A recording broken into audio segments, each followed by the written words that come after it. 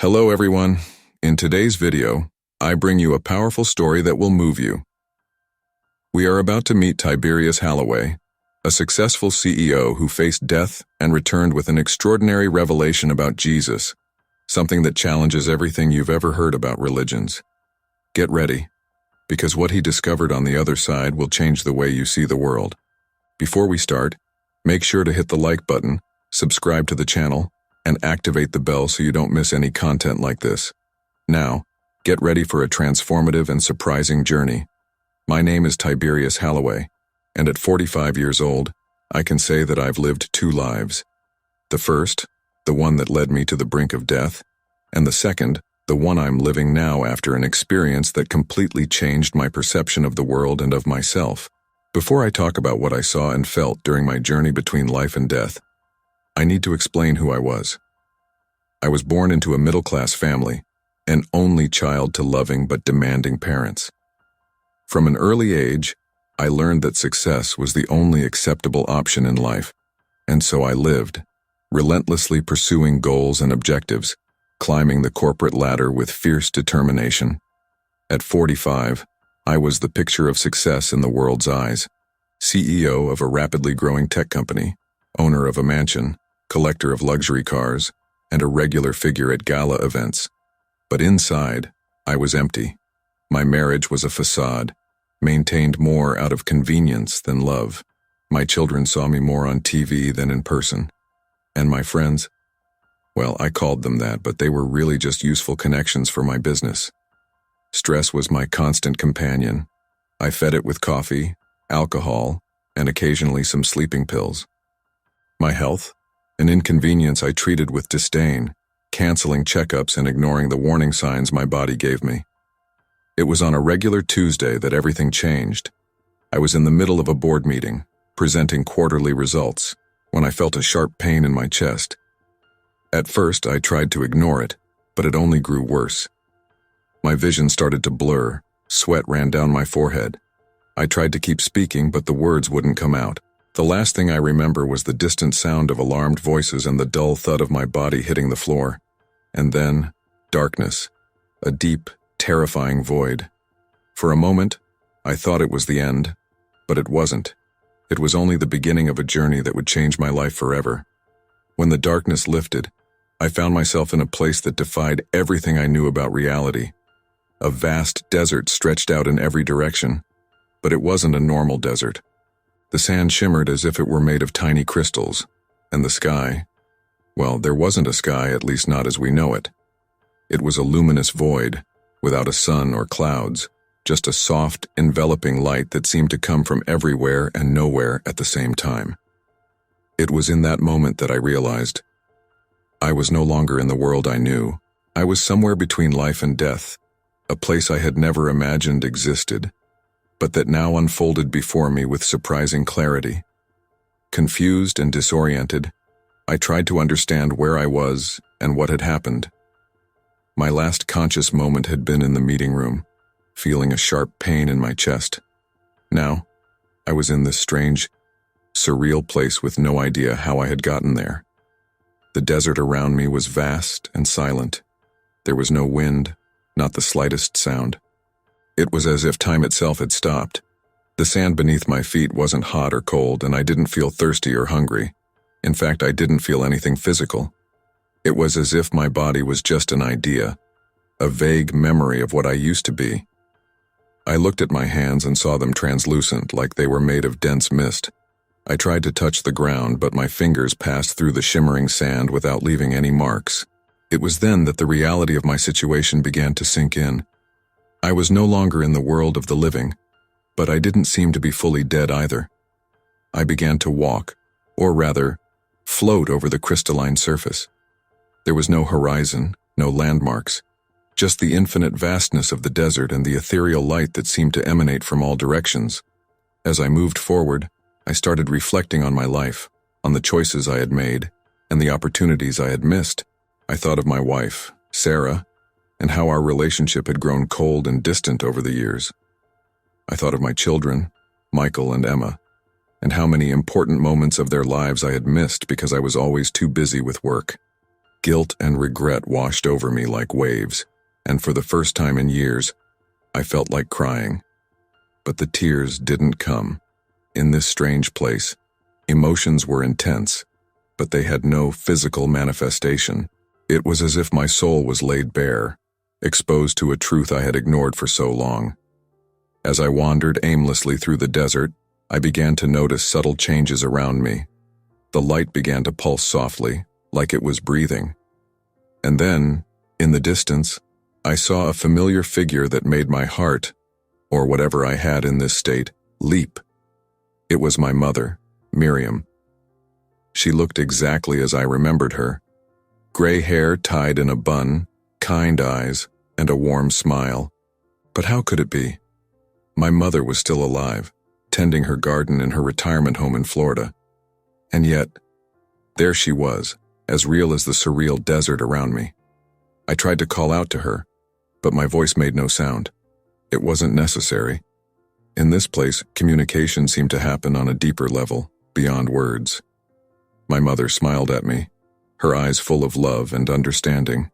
With a silent gesture, she pointed to something beyond me, and I knew, without understanding how, that I had to follow in that direction. It was in that moment that I realized this journey was just beginning, and my mother was only the first guide on a path that promised to reveal truths I had never considered before. Following my mother's silent gesture, I began to move in the indicated direction. As I advanced, I noticed the landscape around me starting to subtly change. The crystalline desert gave way to a vast field, with rippling grass that seemed to emit a soft luminescence. On the horizon, I could make out the outline of a solitary red barn in the vastness of the field. My mother floated beside me, her face serene and loving. Even without words, I could feel the strength of her presence, comforting and familiar. There were so many things I wanted to say to her, so many questions I wanted to ask. But in this strange place, words seemed unnecessary. Instead, memories began to flow between us. I remembered moments from my childhood, my mother teaching me to ride a bike, comforting me after a school disappointment, celebrating my small victories. Each memory was like a wave of warmth and light, filling me with a sense of peace I hadn't experienced in years. But along with those happy memories came the painful ones. I saw myself arguing with her about my career choice, pushing her away when she tried to advise me on my failing marriage, ignoring her calls because I was always too busy. Guilt and regret washed over me again, but my mother's gaze held no judgment, only understanding and unconditional forgiveness. As we approached the barn, my mother stopped. Her gaze turned to me, and for the first time since I had found her in this strange place, I heard her voice, not with my ears, but directly in my mind, as clear and loving as it always had been. "Tiberius, my son," she said, "you have reached a crossroads. What you will see next will change everything you believe to know about life and yourself. Always remember the love we share, for it will be your anchor on this journey." I wanted to hug her, to tell her how sorry I was for all the times I had disappointed her, for all the times I hadn't valued her love and wisdom. But before I could do anything, she smiled once more and began to fade away. "Mom, don't go." I tried to shout, but my voice remained silent. "I will always be with you, Tiberius." Her voice echoed in my mind as she disappeared completely. "And now it is time for you to follow your own path." I stood there, alone again, in front of the mysterious barn. My mother's words resonated within me, preparing me for what was to come. I knew that whatever was beyond those red doors would change my life forever. With a mix of apprehension and curiosity, I approached the barn. The doors opened silently, as if responding to my thoughts. A bright light emanated from within, so intense that for a moment I was blinded. When my eyes adjusted, I saw something that defied all logic and reason I had ever known. There, in the center of the barn, stood a boy. But he was no ordinary boy. Something in his eyes, in his posture, radiated a wisdom and power I had never witnessed before. And around him, grown men listened with reverent attention. I knew, without anyone telling me, that I was standing before Jesus Christ, not as the adult I had always imagined, but as a child no more than 12 years old. The scene before me was both surreal and deeply moving. I was about to witness something that would change my understanding of everything I thought I knew about faith, religion, and the very meaning of existence. Standing at the entrance of the barn, I remained still, absorbing the surreal scene before my eyes. The boy Jesus, appearing no older than 12, sat on a simple wooden bench. Around him, forming a semicircle, were men of various ages, some with gray beards, others younger, all with expressions of deep attention and reverence. The light that emanated from within the barn seemed to come from Jesus himself. It wasn't a blinding light, but soft and welcoming, like the glow of thousands of fireflies on a summer night. His eyes, a deep blue, seemed to contain all the wisdom of the universe, contrasting impressively with his young and innocent face. When Jesus spoke, his voice was clear and melodic, carrying an authority that seemed impossible for someone so young. His words flowed like a calm yet powerful river, filling the space with an energy that was almost palpable. "The kingdom of heaven," he said, "is not a distant place beyond the clouds. It is here, now, within each of you. Don't seek it in grand cathedrals or elaborate rituals. Seek it in the simplicity of an act of kindness, in forgiveness offered to an enemy, in love shared with a stranger." The men around him nodded, some with tears in their eyes, others with expressions of deep contemplation. I realized that these were not simple fishermen or peasants, as I had always imagined Jesus' followers. Among them were men who seemed to be scholars, priests, even what appeared to be a wealthy merchant, judging by his robes. Jesus continued, "You cling to rules and traditions, thinking they will bring you closer to God. But I tell you, God doesn't care about the rigidity of your practices, but the purity of your hearts. A beggar who shares his last piece of bread is closer to the kingdom than a priest who prays without love." These words struck me like lightning. How many times had I judged others based on appearances or status? How many times had I ignored opportunities to help, thinking my wealth and social position made me superior? The young Jesus looked directly at me, as if he could read my thoughts.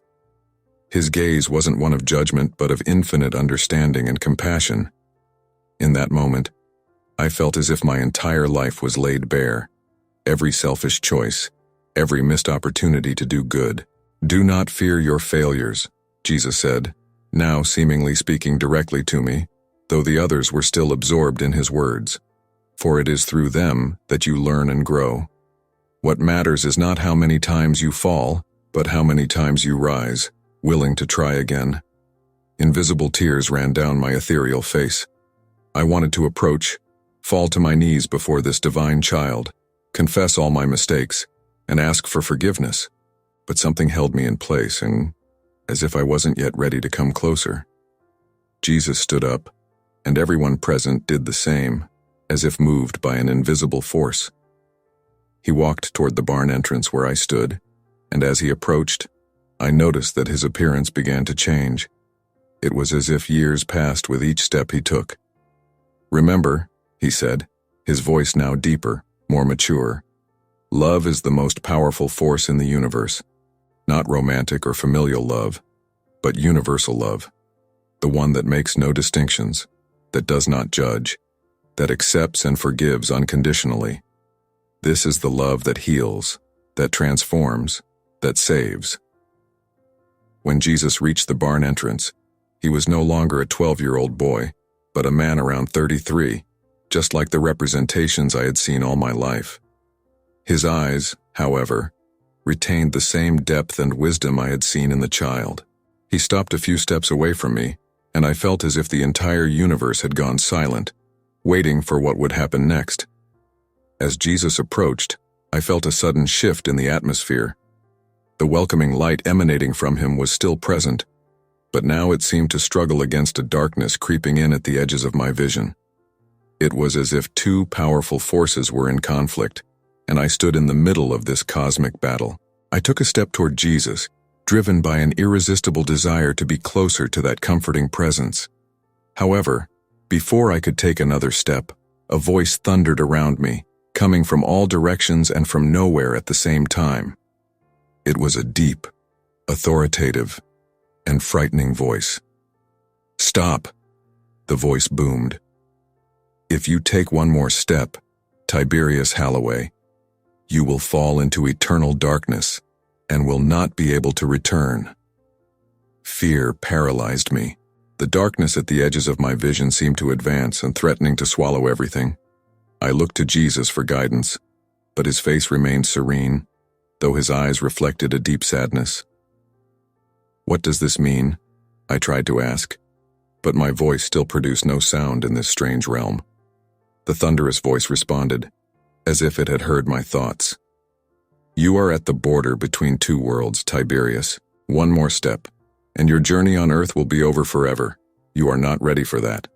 There is still much to be done, many lessons to be learned." I felt the weight of each word. The idea of eternal darkness terrified me.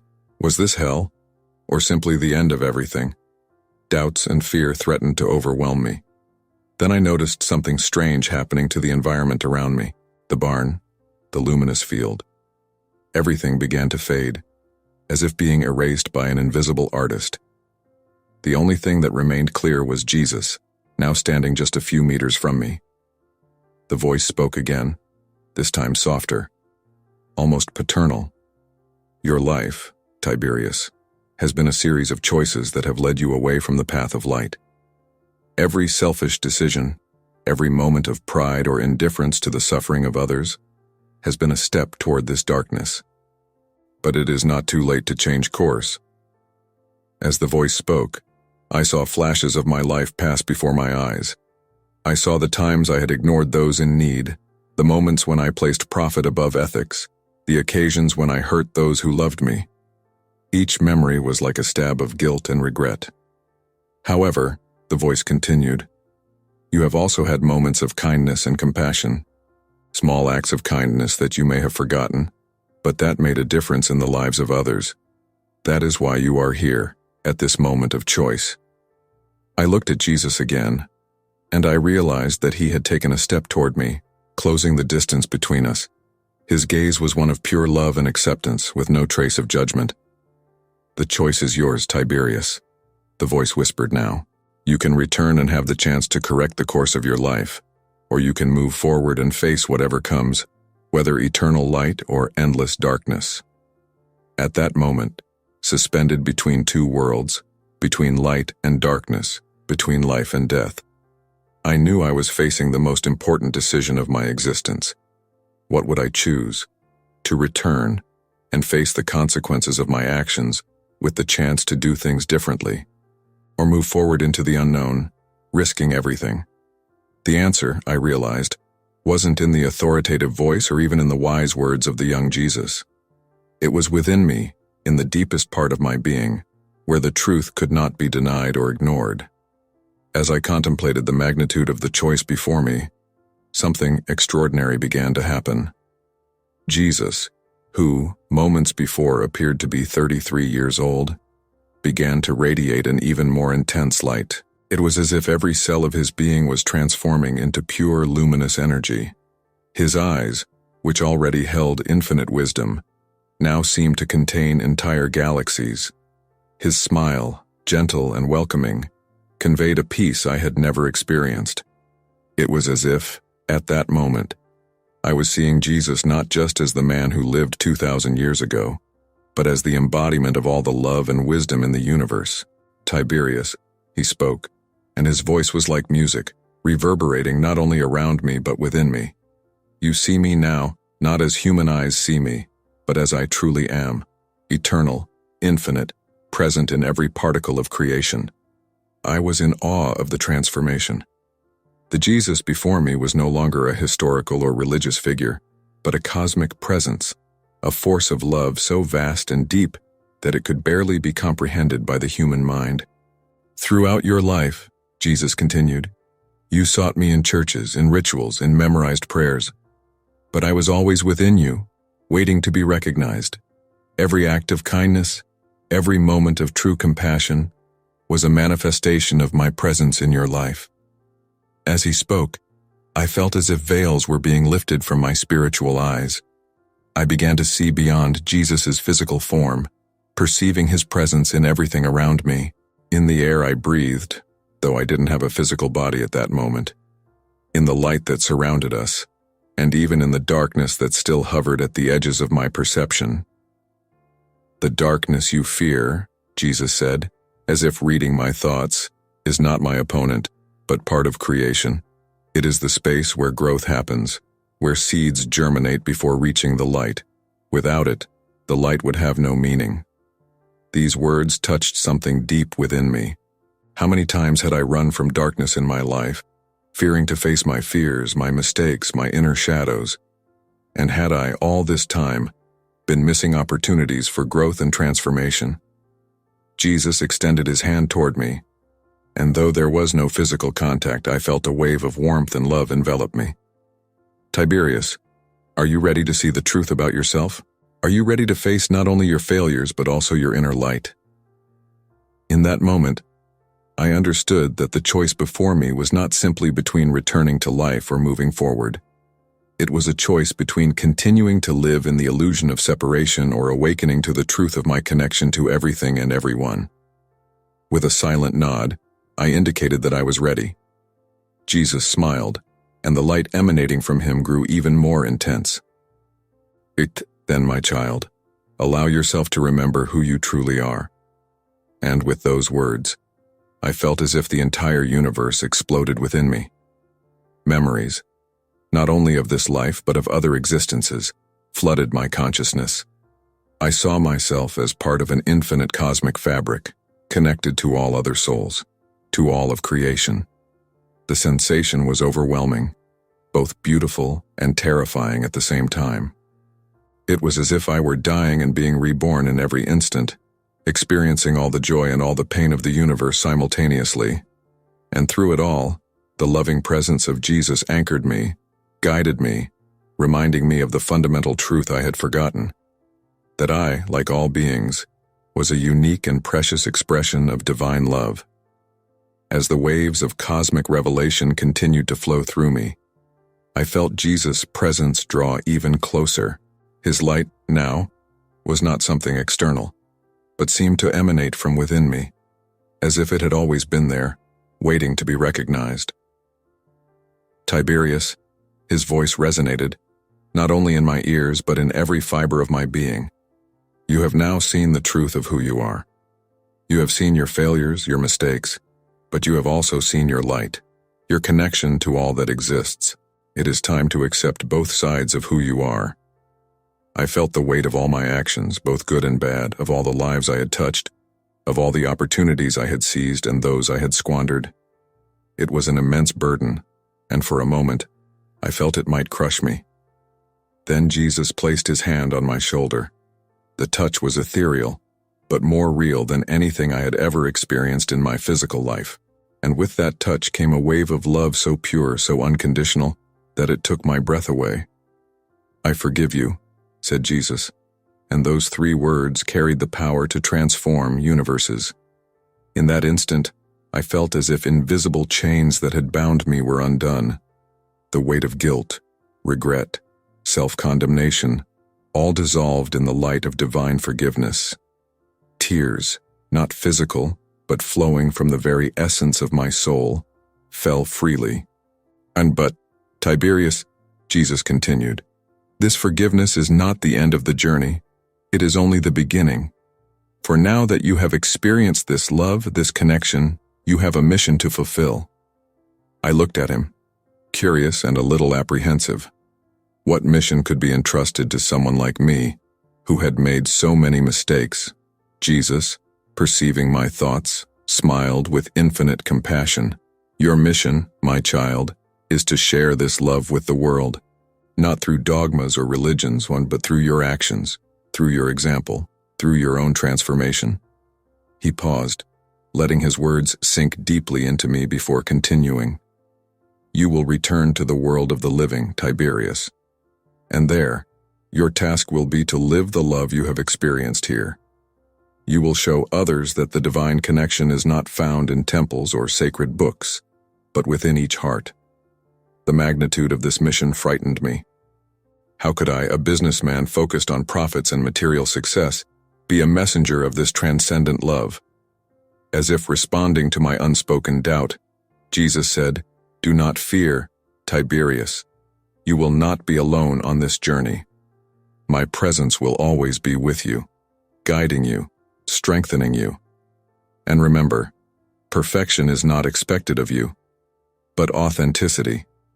Share your story, your struggles, your victories. Show the world that transformation is possible for everyone." I felt a mix of emotions, gratitude for the forgiveness and the trust placed in me, fear at the responsibility, but above all, a deep sense of purpose I had never experienced before. "Yes," I silently replied, knowing that Jesus could hear the commitment in my heart. "I accept this mission." Jesus smiled, and in that smile, I saw the reflection of all the smiles I could bring to the world by fulfilling my mission. "Go then, Tiberius. Return to the world and be the light you have discovered within yourself. Always remember, love is the most powerful force in the universe. Use it wisely."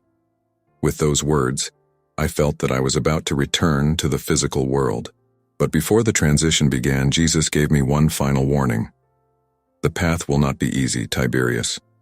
There will be challenges, doubts, moments of weakness, but in every trial, remember this moment, this love, for in it lies your true strength."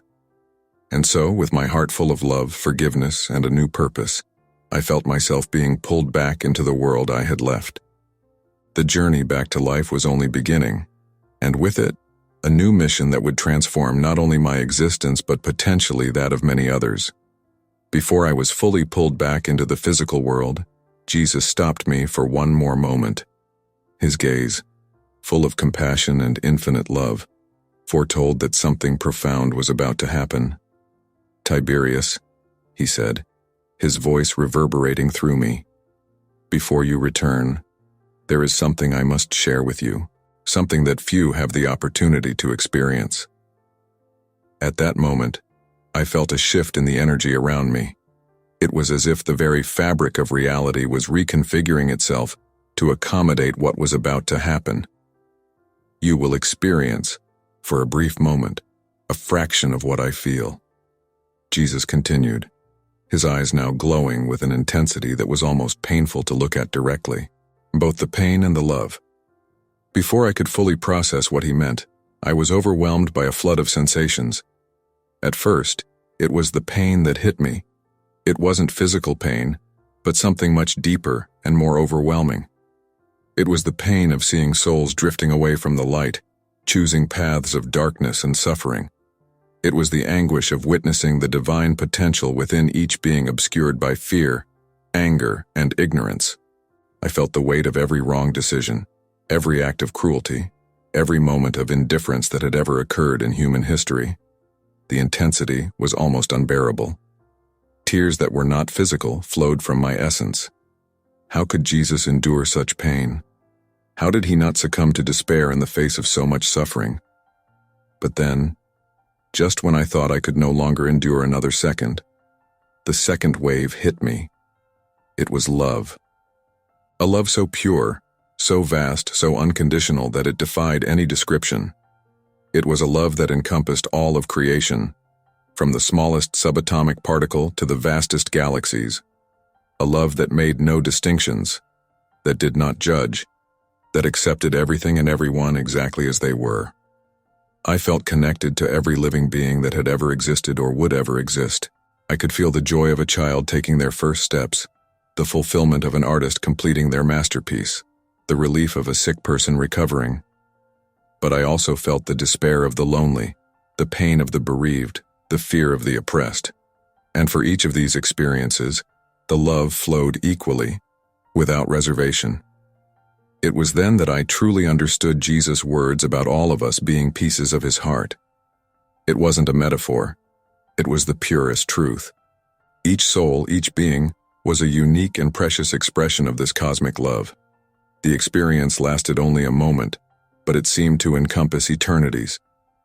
When I finally came back to myself, I found myself on my knees, or the spiritual equivalent of it, trembling and breathless. Jesus knelt beside me, his gentle touch on my shoulder anchoring me back to the present reality. "Now you understand," he said softly. "This is the love that sustains the universe. It is the love you must take back to the world." I looked at him, still stunned by the intensity of what I had experienced. "How?" I managed to ask. "How can I carry something so vast, so powerful?" Jesus smiled, a smile that held all the wisdom and compassion of the universe. "You don't need to carry the whole ocean, Tiberius. Just be a drop. Every act of kindness, every word of comfort, every moment of understanding is an expression of this love. And as you've seen, every drop counts." I nodded, beginning to understand the magnitude of what had been entrusted to me. It wasn't an easy task, but now I knew it was the only one that truly mattered.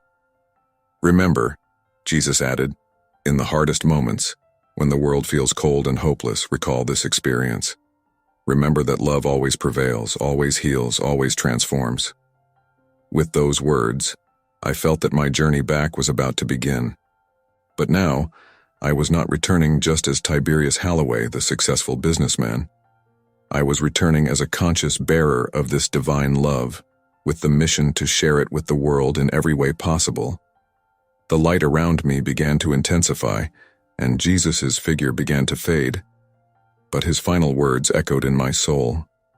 "Go with love, Tiberius, and remember, I am always with you." And so, carrying the memory of this transcendent experience, I began my journey back to the world of the living, knowing that nothing would ever be the same. As Jesus' presence began to fade, and I felt myself being pulled back into the physical world, one last wave of understanding washed over me. It was as if all the pieces of a cosmic puzzle were falling into place, revealing an image of clarity and wisdom I had never glimpsed before. In that moment, I understood the true meaning behind the symbolic visions I had experienced during my journey beyond.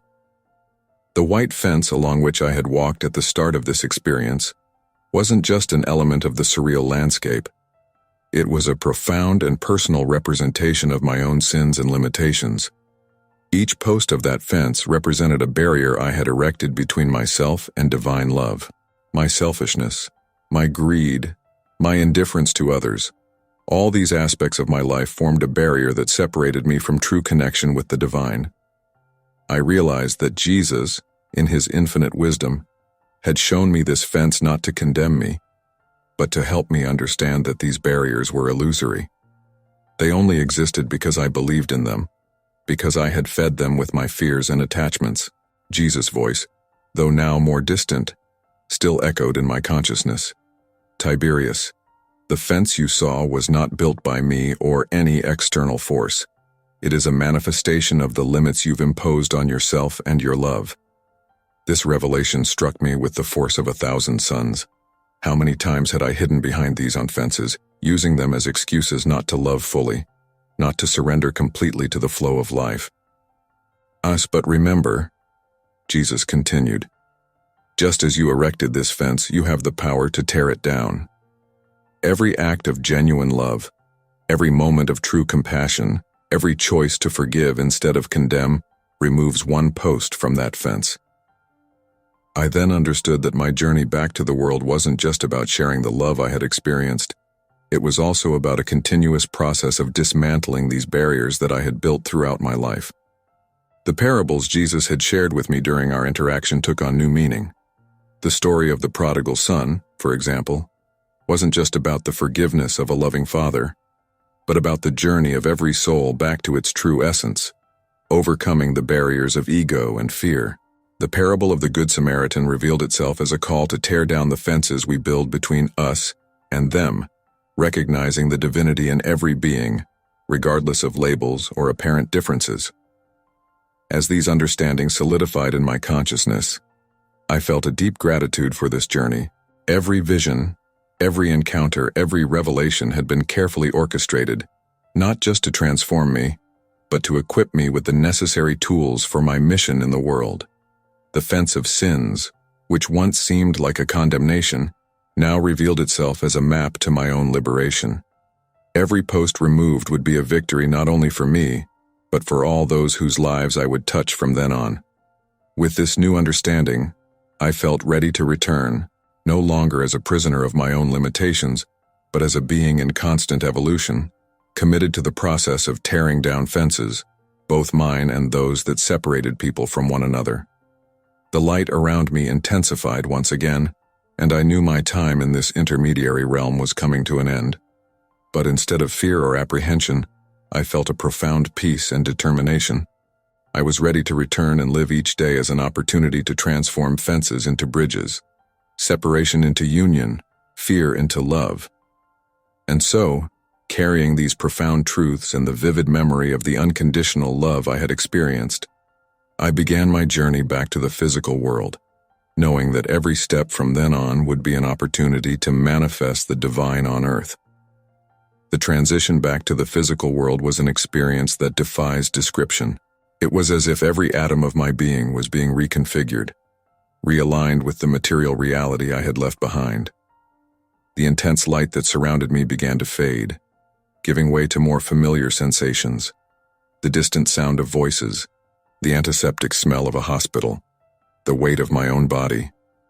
I slowly opened my eyes, blinking several times to adjust my vision.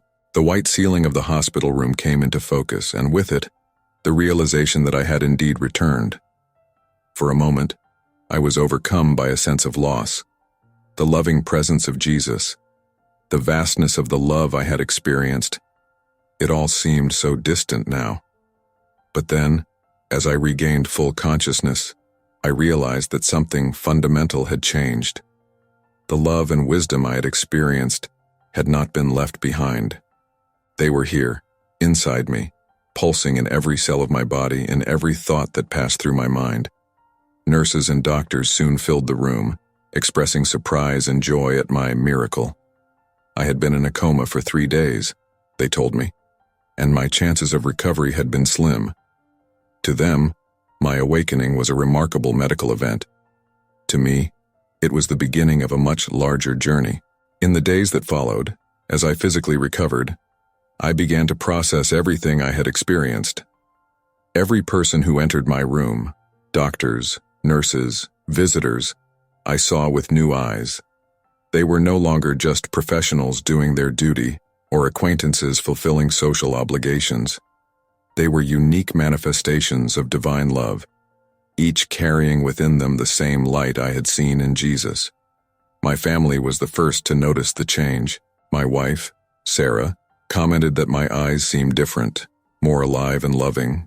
My children, Michael and Emma, said that I seemed more present, more connected to them than I had ever been. When I was finally discharged from the hospital, I knew I couldn't simply return to my old life. The mission Jesus had entrusted to me echoed in my mind and heart, to share divine love with the world, not through dogmas or religions, but through actions and example. My first act was to step down as CEO of the company I had spent so much time building. To everyone's surprise, I announced that I would transform the company into a foundation dedicated to humanitarian and environmental causes. The money and power that had once been my primary goals now became tools for spreading love and compassion. I began giving talks, not about business success, but about the importance of love, compassion, and spiritual connection. I shared my near-death experience, not as a sensational story, but as a call for people to awaken to their own inner divinity. I initiated community projects, creating spaces where people of all beliefs and backgrounds could meet, dialogue, and serve together. These centers of light, as I called them, were not churches or temples, but places of healing, learning, and spiritual growth. Of course, not everything was easy. There were those who doubted my sanity, who accused me of abandoning my responsibilities. Some friends distanced themselves, unable to understand my transformation, but for every person who left, 10 others approached, drawn by the authenticity and love that now flowed freely from me. Every day, I strove to live the truths I had learned, I practiced forgiveness, even in the most challenging situations. I sought to see the divine light in every person I encountered, especially in those whom society tended to ignore or reject. And with each act of love, each moment of genuine connection, I felt the fences, those barriers I had seen in my experience, being dismantled. Not just mine, but the fences that separated people from one another. There were moments of doubt, of course, moments when the weight of the world seemed too great, when darkness appeared stronger than the light. But in those moments, I remembered the experience I had, the unconditional love I had felt, and I found the strength to continue. Years passed, and my mission continued to evolve and grow. I saw lives being transformed, communities being healed, and a movement of love and compassion spreading like ripples in a pond. It wasn't perfect nor always easy, but it was real and deeply meaningful. Looking back at the man I was before that near-death experience, I can hardly believe the transformation. The Tiberius Halloway who lived only for material success and recognition died that day. In his place was born someone dedicated to being a channel of divine love in the world. And so, each day became a new opportunity to fulfill the mission that had been entrusted to me. Each interaction, a chance to spread a little more light. Each challenge, an invitation to practice the unconditional love I had experienced. As I reflect on my journey, I realize that the near-death experience was only the beginning. The true transformation happened in the years that followed, in the daily choices, the challenges faced, the lives touched. Today, at 70 years old, I look back with deep gratitude. The mission I received that day is still alive and vibrant. The centers of light I founded have spread across the world, offering hope and healing to millions of people. The foundation I created for my former company continues to do crucial work in areas of conflict and poverty. My family, who initially struggled to understand my change, has become my greatest ally on this journey. Sarah, my wife, found her own calling working with traumatized children. Michael and Emma, my children, lead sustainability and education projects that are changing lives in underserved communities. But the greatest change, without a doubt, happened within me. That fence I saw in my experience, symbolizing my sins and limitations, was gradually dismantled. Not that I became perfect, far from it, but I learned to embrace my imperfections, to see each challenge as an opportunity for growth, and each mistake as an invitation to practice love and forgiveness. The presence of Jesus, which I felt so vividly that day, has never left me. Not as a distant religious figure, but as a living reality within me and everyone around me. I've learned to see his face in every person I meet, his light in every act of kindness I witness. Of course, there were difficult moments. I faced skepticism, ridicule, and even threats.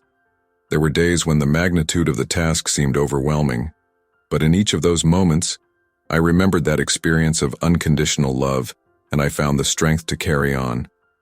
Now, as I approach the end of this life, I feel a deep peace. I know that the mission I received doesn't end with me.